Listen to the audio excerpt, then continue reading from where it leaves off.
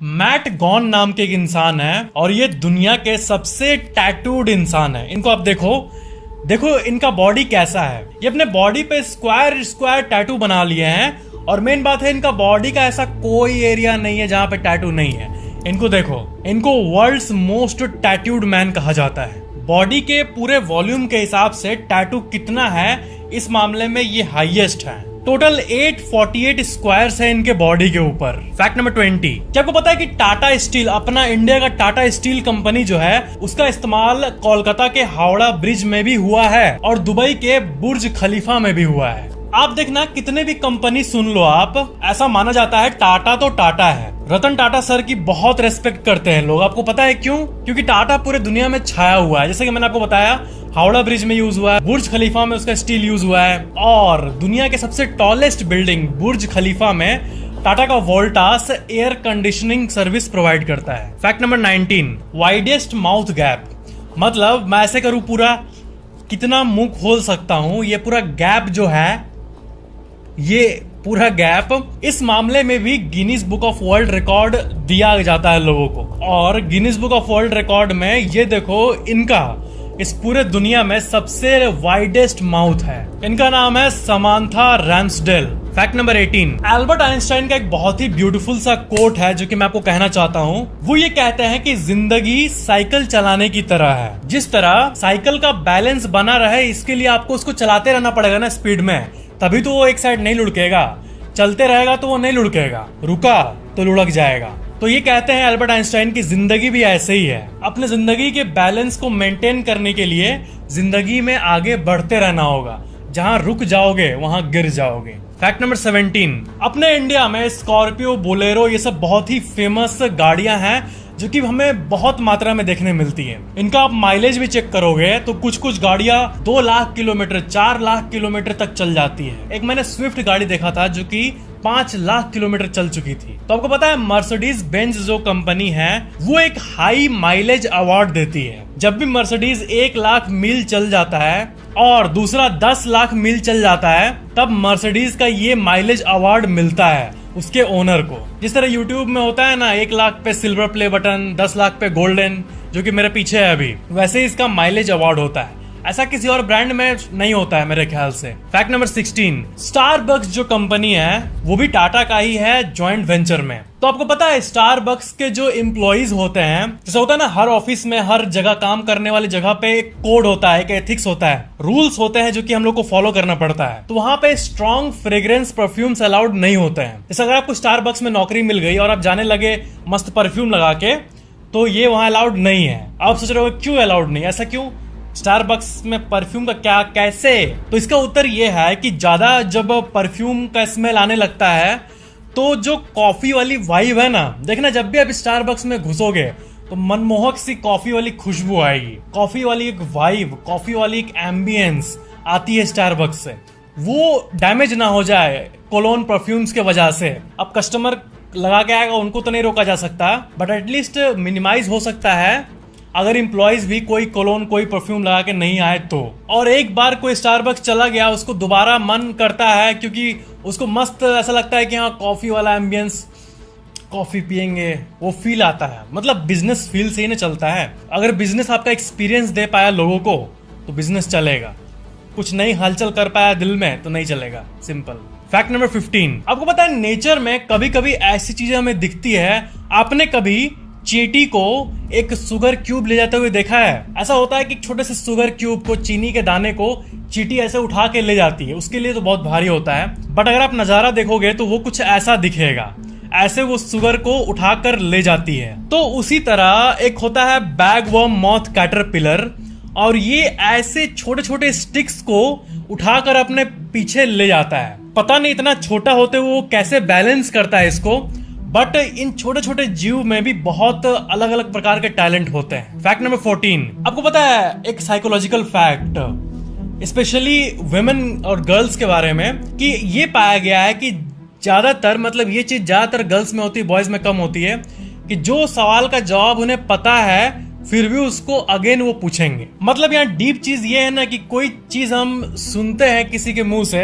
तो अगर हमें अच्छा फील होता है तो हमें उस चीज को अगेन सुनने का मन करता है, तो हम फिर उसको बुलवाते हैं किसी न किसी तरह से। जैसे एक सिंपल सा एग्जांपल, अगर आपको कोई बोले कि आप अच्छे लग रहे हो दिखने में, ऐसा अगर आपको बोले तो आपको अच्छा लगता है, तो आप चाहोगे ना कि ऐसा कुछ हो जाए कि फिर से वो मेरे को बोले अच्छा। तो ये चीज जो होती है वो ज्यादातर गर्ल्स में पाई जाती है और बॉयज में भी थोड़े मात्रा में। मतलब एक डीप सा फैक्ट है ये, ऐसा नहीं कि यूनिवर्सल है, बट ऐसा जनरली ऑब्जर्व किया गया है। फैक्ट नंबर 13, आपने भालू को देखा है, बियर को ऐसा दिखता है, ठीक है, बियर ये क्यूट दिखता है, ठीक है, ऐसे पूरा फ्लफी, बट बिना बाल का भालू अगर दिख जाए तो वो बीस्ट दिखता है।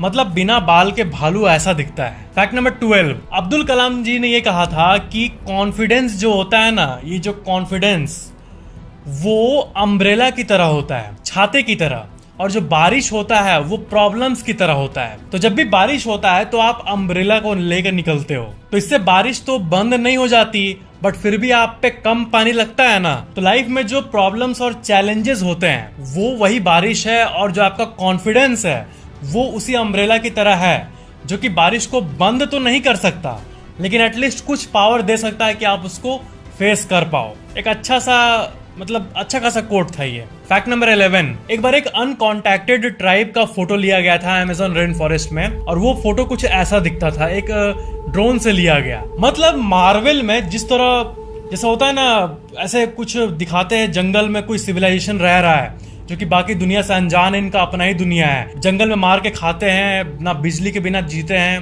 कपड़े भी कम रहते हैं। तो वैसे ट्राइब्स एक्चुअल में एग्जिस्ट करते हैं। इंडिया में हमारा फेमस नॉर्थ सेंटिनल आइलैंड, वो तो आपको पता ही होगा। वैसे ही अमेज़न में ऐसे हजारों ट्राइब्स हैं जो कि आज भी ऐसे बिना बिजली के बिना ऐसा कुछ जीते हैं। और उनमें से कुछ को जब हम लोग जो ऐसे एडवांस्ड सिविलाइजेशन में जी रहे हैं नॉर्मल अप्रोच करते हैं उनको, तो वो लोग भाला लेके खड़े हो जाते हैं, उनका अपना ही लैंग्वेज होता है, ऐसा होता है। बट कुछ परसेंटेज जो है वो वेलकम करते हैं नॉर्मल लोगों को और उनको खिलाते हैं, पिलाते हैं। मतलब ऐसी बहुत सारी चीजें हैं दुनिया में जो कि ऐसे गजब टाइप की है। Fact number 10, gamophobia. आप इसके बारे में जानते हो?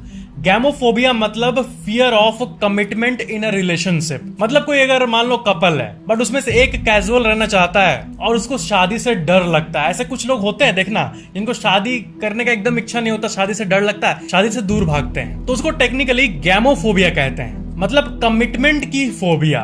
फैक्ट नंबर 9, ये न्यूज आर्टिकल देखो, साइंटिस्ट जो है वो 33 लिविंग क्रीचर्स को फाइंड किए जो कि अननोन थे हमारे लिए, और वो 50 लाख सालों से इस जगह पे रह रहे थे। साउदर्न रोमानिया में 48 स्पीसीज को फाइंड किया गया है गुफा में। तो ऐसे क्या होता है कि कोई एक स्पीशीज अगर रहता है, एक, अब जैसे मोर को ले लो तो दुनिया में हर जगह मोर पाए जाते हैं, अर्थवर्म को ले लो तो पूरे दुनिया में हर जगह अर्थवर्म पाए जाते हैं, इसमें कोई शक नहीं। बट कभी कभी एक्सक्लूसिव वाले फाइंड होते हैं जो कि कहीं और नहीं पाए जाते हैं। तो 48 पाए गए, जिसमें से बाकी तो हर जगह अलग अलग पाए गए थे, बट 33 बिल्कुल एक्सक्लूसिव थे हमारे पूरे अर्थ में, उस स्पेसिफिक लोकेशन पे।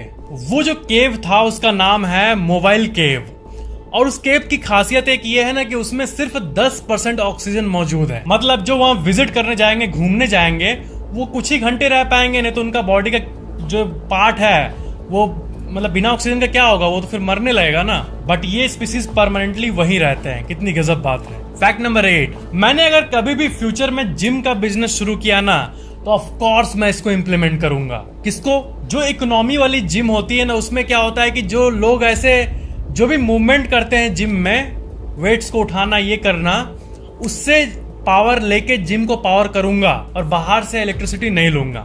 जैसे जो मैनुअल ट्रेडमिल होता है बिना बिजली वाला, मैनुअल ट्रेडमिल में दौड़ा जा सकता है, तो वो जो मूवमेंट हो रहा है उससे तो एनर्जी जनरेट हो ही रही है ना, तो उसको अगर हम लोग जनरेटर की तरह यूज करें तो बिजली बन सकती है। और अगर कोई पुल अप पुल डाउन कुछ भी कर रहा है तो सब मूवमेंट से थोड़ी थोड़ी एनर्जी मिला के, पूरे जिम में अगर 50 लोग वर्कआउट कर रहे हैं तो सबका मिला के अच्छा खासा इलेक्ट्रिसिटी बनता है। उनके मेहनत से इलेक्ट्रिसिटी बनता है हर एक मूवमेंट से। तो इसी चीज का इस्तेमाल करके जिम को पावर बहुत करते हैं अभी भी बहुत जगह पे, और वहां पे जिम के चार्जेस भी कंपैरेटिवली कम होते हैं, क्योंकि बाहर से बिजली आती है बट उतना यूज नहीं करना पड़ता है, क्योंकि इनके मेहनत से ही एडिक्वेट बिजली जनरेट हो जाती है एंड उसको बैटरी में स्टोर किया जा सकता है। फैक्ट नंबर 7, ये डीप सी फैक्ट है, इसको ध्यान देना। आपने कॉफी के शॉप पे या फिर कहीं भी बैठ के ऐसे टाइप के स्टारबक्स टाइप के आपने ऐसे टेबल देखे होंगे, कुछ स्क्वायर होते हैं कुछ गोल होते हैं। तो आपको पता है स्क्वायर वाले तो 2-3 जन 4 जन एक साथ पियेंगे उसके लिए है, बट गोल वाले एक्चुअली में सिंगल लोगों के लिए होता है। ऐसा क्यों? क्योंकि अगर आप स्क्वायर टेबल पे बैठे हो तो आपको लगेगा ना कि यहाँ 3 आदमी या फिर 1 आदमी तो होना चाहिए ना, अकेले मतलब सब कॉन्शियसली, मतलब इस सीन को देख के सब कॉन्शियस माइंड में लोनली वाली फीलिंग आती है। बट राउंड रहने से लगता है कि हाँ मैं बैठा हूँ, एक टेबल है, इसमें किसी और का ऐसे मतलब जगह फील नहीं होता है। सब कॉन्शियसली बोले तो फील नहीं होता है, कॉन्शियसली तो पता है कि कोई नहीं है बट दिमाग में वो हिट नहीं होने देता है। इसलिए सोलो कॉफी या फिर सोलो जो खाते हैं उनके लिए राउंड टेबल होता है, एक डीप सी साइकोलॉजी है ये। फैक्ट नंबर 6, एक बाल्टी के वजह से 300 सालों तक युद्ध छिड़ गई थी। जी आपने सही सुना, ये तो नियरली इम्पॉसिबल फैक्ट है। बट ये देखो इस फैक्ट का Wikipedia profile, war of the bucket, ये 1325 में लड़ा गया था बोल्गना और मोडेना स्टेट के बीच में, नॉर्दर्न इटली में, और ये शुरुआत हुई थी सिर्फ एक बाल्टी के चलते। एक मिथिकल बात फैली हुई है कि जो मोडेना का साइड था वो बोलोगना का एक बाल्टी चुरा लिया था और इसलिए ये युद्ध छिड़ गई। बट अगर इसका विकिपीडिया पेज को हम लोग डिटेल में पढ़ेंगे तो ये बताया जाता है कि ये कॉमन मिथ है, ये इनकरेक्ट है, क्योंकि ये तो एक ट्रॉफी की तरह लिया गया था। असल वॉर हुई थी एक कैसल को लेके, एक कैसल को कब्जा कर लिया था मोडेना वालों ने, और वो जो ट्रॉफी है जो जीतने के बाद, जैसे कि इस पेज में लिखा हुआ है, जीतने के बाद जो एज अ ट्रॉफी मिला वो था ये बकेट। तो इस पेज को देख के कंफ्यूज मत होना, इसका ये मीनिंग है, ये जो विकिपीडिया प्रोफाइल है। फैक्ट नंबर 5, मान लो एक मैं बकेट बनाऊं जिसमें कि 200 केजी आइस क्यूब भर दूं और उसमें आपको बोलूं कि आप इसके अंदर घुस जाओ पूरा और देखता हूं कितने देर रह सकते हो। तो आप शायद 1-2 मिनट 3 मिनट तक रह जाओगे, 4 मिनट 5 मिनट 6 फिर निकल जाओगे। बट एक इंसान है जो कि 2.5 घंटे तक 2 आवर्स एंड 30 मिनट्स तक उसमें रहा। जोसेफ कोइब्रेल इनका नाम है। 2 hour 30 minutes and 57 seconds exactly, पूरे ऑलमोस्ट कंधे भर तक आइस क्यूब में ये रहे। फैक्ट नंबर 4, एक नेचर में बहुत मस्त रिलेशन के बारे में मैं आपको बताता हूँ। ये रिलेशन है क्रोकोडाइल, मगरमच्छ, और एक इजिप्शियन पक्षी है जिसका नाम है इजिप्शियन प्लोवर बर्ड।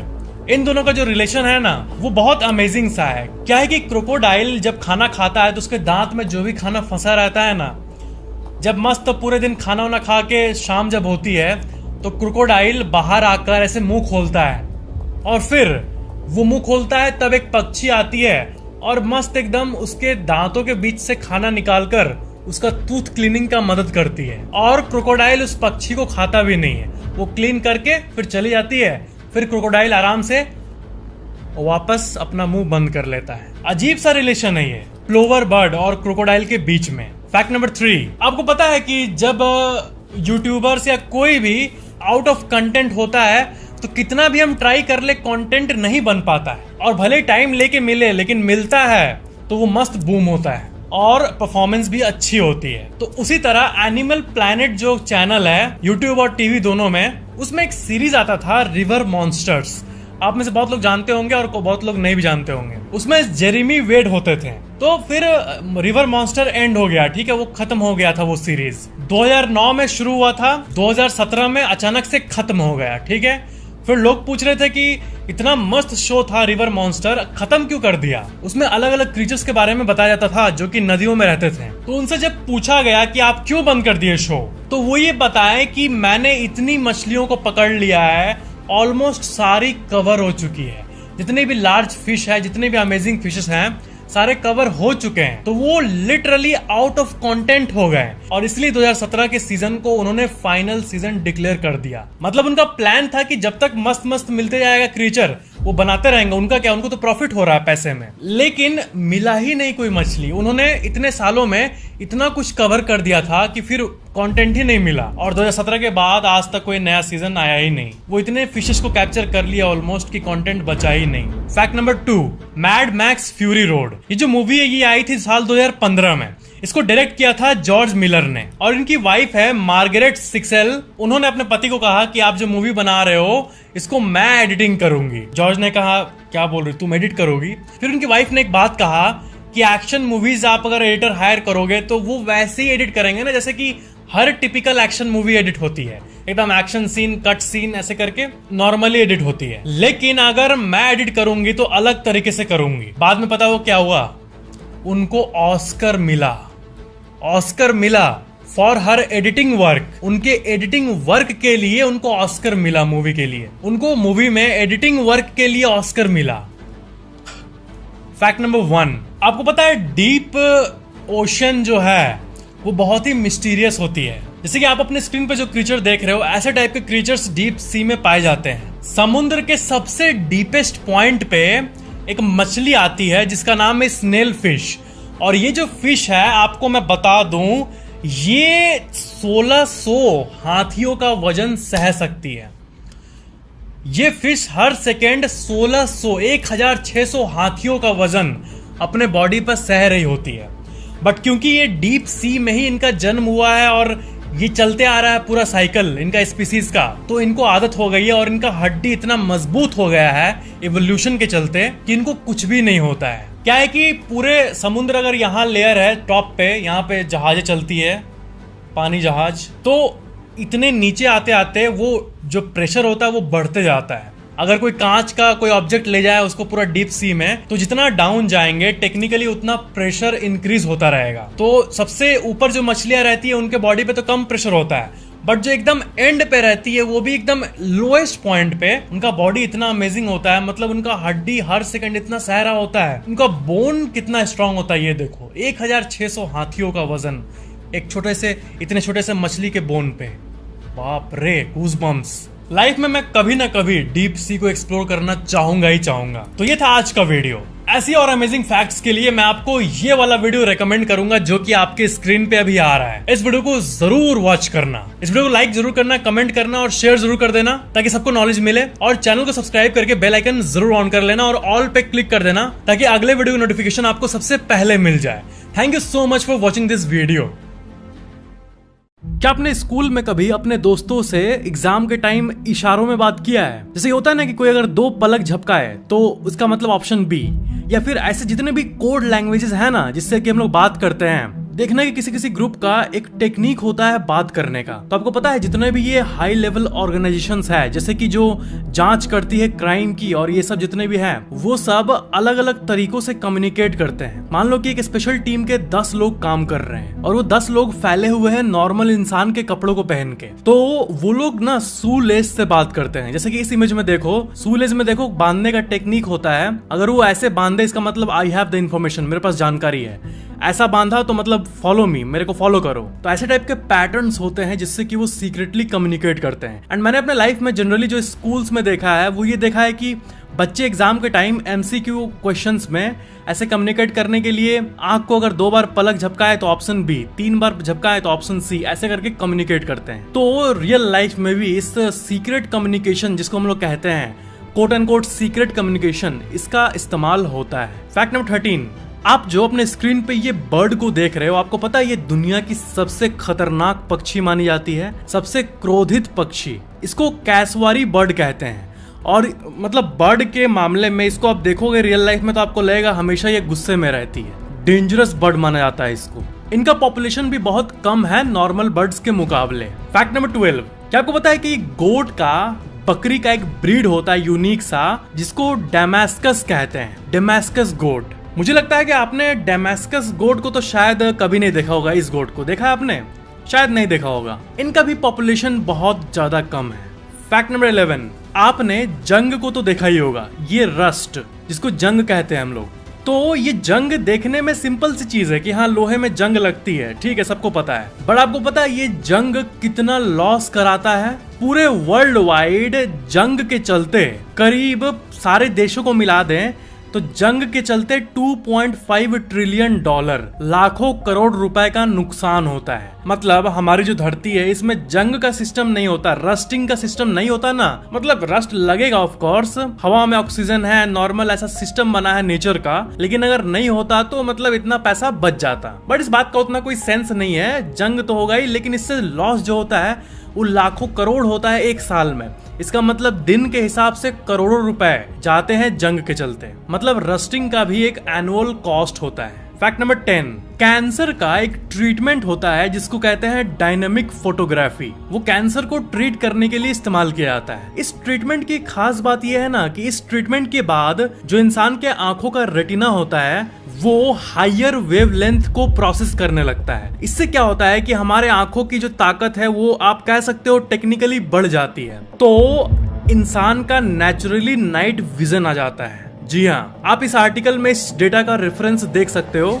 इंसान का night vision kind of develop हो जाता है इस ट्रीटमेंट के बाद। मेडिकली बहुत चीजें अजीब अजीब होती है इस दुनिया में, ये तो मानना होगा। फैक्ट नंबर 9, प्लेन्स के बारे में आपके मन में एक सवाल नहीं आया है कि आसमान में इतने प्लेन्स उड़ते हैं, इतने हजारों। जैसे कि अगर हम अभी रियल टाइम एनालाइज करें तो आप मैप पे देख सकते हो कि इंडिया में अभी कितने सारे फ्लाइट्स उड़ रहे हैं। जूम आउट करेंगे तो और भी दिखेगा। मतलब इतना एयर ट्रैफिक है। तो प्लेन से टकराते नहीं है, तो वो एल्टीट्यूड का ऑड इवन फॉलो करते हैं, इसलिए नहीं टकराते हैं। ये तो आपको पता ही होगा। बट कभी कभी ऐसा हो जाता है कि कॉलिजन हो जाता है। मतलब ये इतना घिचपिच, ये देख के आपको लग रहा होगा कि कॉलिजन का तो बहुत चांस है, बट एक्चुअल में कॉलिजन का चांस बहुत कम है, बहुत कम। लेकिन पास्ट में हुआ है, बट वो टोटल के हिसाब से बहुत कम है, लेकिन हुआ है। जैसे कि 2002 में उबरलिंग मिड-ईयर कॉलिजन एक हुआ था। 1 जुलाई 2002 के रात में BAL बेशकिरान एयरलाइंस फ्लाइट 2937 एक पैसेंजर जेट था जो, और DHL कोरियर कंपनी का जो प्लेन है एक इंटरनेशनल फ्लाइट 611, वो दोनों टकरा गया। सारे के सारे पैसेंजर्स मर गए और टोटल डेथ जो हुई वो 71 हुई। फैक्ट नंबर 8, साल 2015 में एक ऑस्ट्रेलियन वुमेन एक बेट लगाई थी हॉर्स पे, वो जीत गई और $800 मिलने वाले थे उसको, मतलब करीब 40,000 रुपए। तो उसने उस विनिंग टिकट का फोटो क्लिक किया और अपने फेसबुक पे पोस्ट कर दिया। तो इस आर्टिकल में देखो इसी चीज की बात की गई है। तो क्या है कि उस टिकट में एक बार कोड था और वो ऐसा प्राइस था जिसको ऑनलाइन भी क्रेडिट लिया जा सकता था। मतलब बैंक में आप अपने पैसे को मंगा सकते थे ऑनलाइन। तो उसके फोटो में जो QR जो बार कोड था उसको स्कैन करके किसी और ने उसके विनिंग को चोरी कर लिया। तो इसलिए आप अगर कुछ कैशबैक या फिर कोई भी ऐसा विनिंग होता है ना, किसी भी तरह का ऑनलाइन विनिंग, ऑफलाइन विनिंग, अगर आप जीतते हो, कोई चीज ऐसे पाते हो, तो हाथ में लेके ये मैंने ये जीता, देखो फोटो, हाँ मेरे हाथ में ये टिकट है, ऐसे पोस्ट मत करना। उस टिकट में जो डेटा होता है ना, वैसे बहुत कम चांस है आज के टाइम में, ये तो 2015 की बात है, लेकिन पॉसिबल हो सकता है कि उस डेटा से या फिर उस पे मौजूद QR या फिर बार कोड से कोई और आपके विनिंग को चोरी कर ले। इसलिए ऐसा पोस्ट कभी मत करना। उस टिकट या फिर विनिंग के रेफरेंस को सेफ रखना। फैक्ट नंबर 7, आपको पता है CGI जो है, जो VFX CGI ये सब आजकल देखते हैं हम लोग कि ग्रीन स्क्रीन से कितना अच्छा उसको बना देते हैं, इतना रियल लगता है। ये बूम कब हुआ हमारे दुनिया में? ये CGI का दुनिया बूम कब हुआ आपको पता है? याद करो जब जुरासिक पार्क मूवी आया था 1993 में। तो आपको पता है ये जुरासिक पार्क जब बन रहा था ना, तब वो लोग स्टॉप मोशन से इसको बनाने वाले थे। स्टॉप मोशन मतलब एक एक फ्रेम लेके ऐसे एनिमेट करने वाले थे। जैसे मान लो कि एक मूर्ति को अलग अलग जगह पर पुट करके उसका फोटो क्लिक करके उसको प्ले कर दिए तो वीडियो के रूप में दिखेगा आपको कि चल रहा है। इसको कहते हैं स्टॉप मोशन। बट आर्टिस्ट ने CGI पे काम किया और जब ये बना तो वो क्रिएटर लोग को बहुत पसंद आया। एंड जुरासिक पार्क मूवी का CGI को बहुत ही अच्छा माना जाता था। मतलब डायनासोर एकदम रियल लगते थे। एंड वो एक ऐसा पॉइंट था जब मूवी इंडस्ट्री को लगा कि CGI का इससे बहुत अच्छा इस्तेमाल हो सकता है। एंड तब से CGI पूरी तरह से बूम हो गया। 1993 के बाद हर इंडस्ट्री का एक ब्रेक थ्रू होता है, एंड ये CGI के वर्ल्ड का ब्रेक थ्रू था। उसके पहले भी CGI यूज होता था बट उतना नहीं। बट जुरासिक पार्क मूवी एक एग्जाम्पल था कि CGI क्या क्या कर सकता है। और आजकल का कंप्यूटर ग्राफिक्स इतना रियल है कि वो रियल लाइफ से भी ज्यादा रियल लगता है। फैक्ट नंबर 6, देखो ये बहुत ही मस्त सी बात मैं आपको बता रहा हूँ। जॉन क्रोले एक पिता है जिनको ये कहा गया था कि आपके जो 2 बच्चे हैं उनको एक इनक्यूरेबल जेनेटिक डिसऑर्डर है, एक ऐसी बीमारी है जिसके चलते वो 2 साल से भी कम में मर जाएंगे। बट वो इस बात को डाइजेस्ट नहीं कर पा रहे थे, वो इस बात को एक्सेप्ट नहीं किए, रिफ्यूज कर दिए। और उसके बाद उन्होंने खुद का एक बायोटेक कंपनी खोला। उनके पास कोई प्रायर एक्सपीरियंस नहीं था, बट फिर भी उन्होंने ट्राई किया एटलीस्ट कि चलो अब ऐसा है अगर 2 साल में मतलब मेरे बच्चे ऐसे जेनेटिक डिसऑर्डर से फेस कर रहे हैं तो जो पॉसिबल एटलीस्ट मैं वो करूंगा। उन्होंने बायोटेक कंपनी खोला और एक एंजाइम थेरेपी बनाया जिसके चलते वो बच्चे, उसके बाद फिर क्या हुआ कि जो 2 साल बोला गया था कि 2 साल बाद उनकी डेथ हो जाएगी, इस एंजाइम थेरेपी के बाद वो 2 साल क्या अभी 20 साल हो चुके हैं इस घटना को, अभी भी वो लोग मस्त जी रहे हैं। फैक्ट नंबर 5, आपको पता है यूएस गवर्नमेंट का एक आर्टिकल है और उसमें एक अमेजिंग सी बात का मेंशन है कि जो बैट होते हैं, पहले ये आर्टिकल देखो फिर मैं आपको इसका डेटा बता रहा हूँ, कि जो बैट होता है ना चमगादड़, वो इंसेक्ट्स को खाते हैं, चुन चुन कर खाते हैं। तो बैट जो है वो जो इंसेक्ट्स को खा जाते हैं, वो इंसेक्ट्स जो कि क्रॉप को डैमेज करते हैं, फसल को नुकसान पहुंचाते हैं। तो बैट लोग के चलते यूएस में हर साल $1 बिलियन यानी 7,000 करोड़ रुपए बच जाते हैं क्योंकि वो क्रॉप को डैमेज करने वाले इंसेक्ट्स को खा लेते हैं। दैट्स गजब।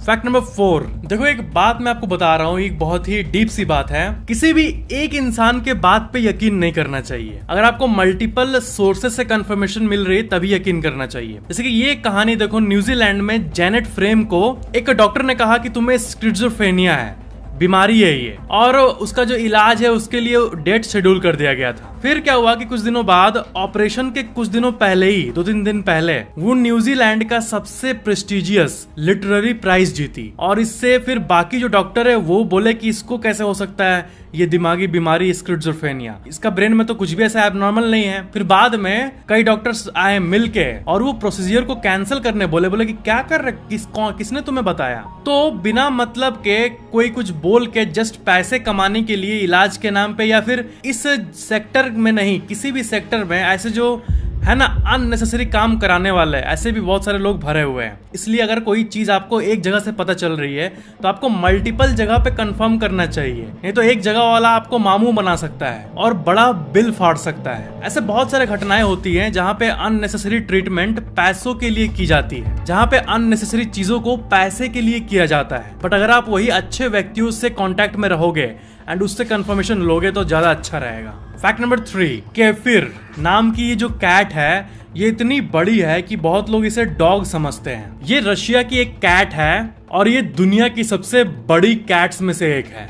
फैक्ट नंबर 2, आपको पता है जानवर जो दुनिया को देखते हैं वो कैसे परसीव कर पाते हैं, वो हम जान सकते हैं। जैसे मधुमक्खियां जब देखती है दुनिया को तो सारी चीजें उनको ऐसी थोड़ी दिखती होगी जैसे हम लोग को दिखती है, वो सब कुछ उनको बहुत बड़ा लगता होगा। जैसे आपका हाथ जो है वो उनके लिए एक पूरे घर के बराबर लगता है। एक छोटी सी चींटी के लिए आप जो है वो एक बड़े से बिल्डिंग के बराबर होंगे, उससे भी बड़ा। तो टाइगर बीटल्स एक बीटल का प्रजाति होता है और वो प्रे करके दूसरे इंसेक्ट्स को खाते हैं। तो क्या है कि इनके बारे में एक बात है कि ये बहुत ही तेज दौड़ते हैं, जब भी इनको मौका मिले दौड़ के ही वो खा लेते हैं। और उनका जो विजन है, उनका आई साइट जो है वो इंसेक्ट, एक एवरेज इंसेक्ट से बहुत ज्यादा होता है। तो जब वो दौड़ते हैं और वो बहुत जोर से स्प्रिंट करते हैं, मतलब मैं आपको एक्सप्लेन करने के लिए बताऊं तो मान लो एक बीटल है, उसका पॉइंट है 1, तो जब वो दौड़ता है ना तो वो 120 पॉइंट्स को पार कर लेता है। मतलब बॉडी का साइज है 1, बट जब वो दौड़ता है तो 1 सेकंड में ही वो अपने बॉडी के 120 के बराबर लेंथ को भी पार कर देता है, इतने स्पीड से दौड़ता है। तो उनका जो विजन है वो पूरी तरह से ब्लर हो जाता है क्योंकि आंख में वो लाइट घुस ही नहीं पाती है जिसके चलते एक इमेज बन पाए। इतना तेज दौड़ते हैं वो, एकदम स्प्रिंटिंग चैंपियन होते हैं वो। फैक्ट नंबर 1, देखना आप एक चीज को नोटिस करना कि जब भी माथे में टेंशन होती है, ब्रेन में कुछ बात को लेकर टेंशन होती है, तब जब आप सोते हो फिर अगले दिन उठते हो तब भी कोई खास अच्छी नींद नहीं आई होती है। ये इसलिए क्योंकि अगर आप ओवर थिंकिंग करते हुए सोओगे तो आप जब सो जाते हो तब भी आपका माइंड एक्टिव ही रहता है।